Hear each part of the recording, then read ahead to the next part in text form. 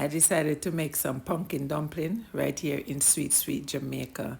So I wash and peel my pumpkin and then I grated the pumpkin.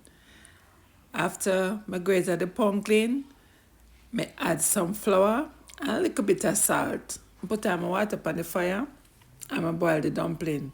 But the little clip of video that I was boiling the dumpling, me not see it, so I guess it ain't supposed to show. But anyway, this is how my pumpkin dumpling come out. And I serve it with some callaloo along with some okra. Callaloo and okra pumpkin dumpling. Vegan day it was. And me I tell you say, this was a it. It tastes real good. Pumpkin dumpling, callaloo and okra. Yeah man, it tastes good. Real good. I did it my way. Sister J way. Sister J version. And yes, my style.